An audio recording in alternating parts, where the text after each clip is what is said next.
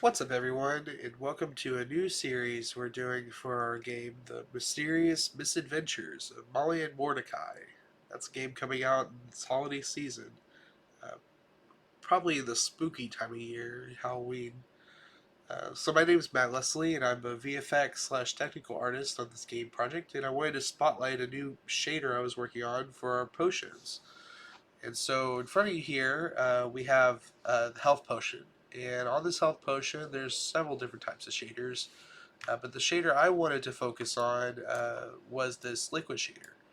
And so as you see, when I rotate the camera around, your eye catches different aspects.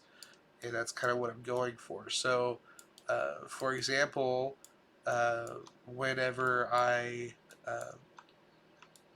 look at it from a certain way, then I can see these bubbles are forming, which is really cool. If I look at it long enough, I can see that the top is oscillating a little bit. The foam here on top is oscillating, which is kind of cool.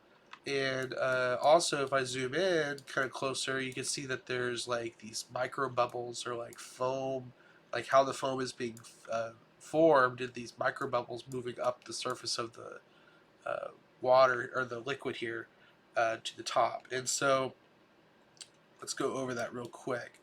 Um, First of all, I want to demonstrate what it looks like to rotate this mesh. So if I just open up into a blank scene here, go to the health potion, and I'm just going to drop my health potion here. Okay, so if I were to rotate my health potion, you see that the top of the liquid will always face up, regardless of the rotation of the liquid. And I'll show you kind of how that works later. But uh, basically, whatever orientation that this potion is in, the liquid will always have that air pocket on the top here. I think that's pretty cool. So now let's dive into the material a little bit. I won't take you time. You see, it's very complex material, um, and still relatively cheap. I mean, it's not the cheapest material ever by any stretch of the imagination. However, it's decent. For example, if I were to go into here and show the shader complexity, you see that it's, somewhere between good and bad. It's not the worst. Uh, it's definitely, I've seen worse, definitely. So, depending on, especially for what it does, I mean, that's really cheap considering what it accomplishes. And so that's really what it boils down to. And so basically here, I have a mask, and this mask is wherever it is white, it shows. Wherever it's black, it doesn't show. And so if I were to demonstrate that, preview that here, you see that my oscillation is going on over here. That's just time on a side, and then I get the world position, which is the projected world position from the camera pixel. And then I get the object position, which is a place and its bounds, center of its bounds, of the object's bounds. And I subtract the two, and I'll basically convert the world pixel to object pixel. And so wherever I apply this this math here, it will always apply this mask in the right place on the object, in the right pixel on the object. And so that's pretty cool. Then, let's stop previewing that. Then on the missive, see, I have my micro bubbles here. So I do some math, get a world align texture, and apply that with some vector math here to basically say wherever this is on the normals of the mesh, translate that up.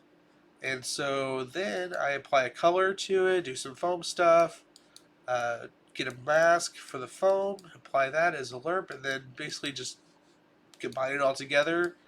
And that's pretty simple when you think about it like that. So that goes to emissive. Now, here's the fun bit. The bubbles, the main bubbles, are using clear coat. And the reason why I'm using clear coat is it gives me access to this node, clear coat bottom normal. And clear coat bottom normal is basically a second normal map that you have access to that behaves a little bit differently because it's being rendered below the clear coat and not on top of the coat.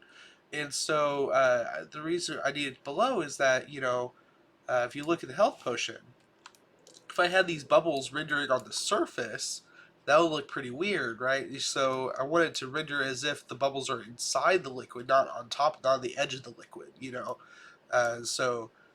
Because they're using clear coat, I'm able to do that to where I'm basically faking density here. So that's kind of cool. And so I'm just doing some kind of complicated math a little bit. So again, I get the position, and I convert it to view space. And view space is camera space is another word to say. And so basically, I get an x and y scale, and then that also is the z is the distance, I believe, from the camera or something like that. And so I just get the scale, the x and y, that I just multiply by value, and that gives me my size in camera space. And then I apply a bias scale to this texture, so I have a texture here. The texture just looks like this, and it's a derivative map, I believe. And so this derivative map, I combine it together, tile it in a certain way, and then that combines with the camera vector, and then basically just translate it back into normals that are usable, and then plug that into clear code. So uh, this area does the shape and distribution. So if I were to adjust these values, it would adjust how the bubbles form together and how they look. And so that's kind of cool. But basically, that's about it. I know I really rushed through this, but I'll zoom in on it so you get a good idea of the node structure if you're concerned or wanting to play around with something like this yourself. For example, the bubbles material, the micro bubbles, just looks like this. It's just some noise. So like on Photoshop, I can render some noise like this, and so that on a 64 by 64 texture, nothing really fancy at all. And then like these bubbles you can generate in either like Substance, or there's other programs out there you can hand draw it yourself if you're crazy, or you can find them online. And then also the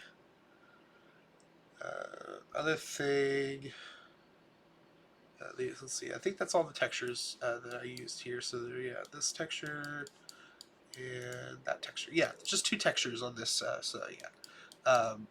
Also, there's some Fresnel stuff, which is kind of cool. Fresnel, if you're familiar with, basically gets the light angle on the edges of an object. So we use those to like fake a whole bunch of stuff, like ambient occlusion or refraction and stuff like that.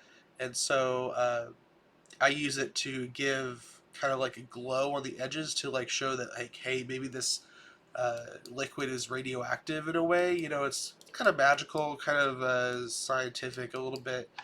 You can use it so many different ways, but I'm using it to like create like a interest glow, around the edges and stuff to show like you know thickness again. So that's about it. So once again, this is a new series that we're doing to showcase different shaders or levels or stuff that we were working on. I think a couple other people are willing to jump in. So uh, once again, our game is The Mysterious Misadventures of Molly and Mordecai, and should hit stores in Halloween time. So be sure to stay lookout for that, and stay tuned for more updates. Thank you.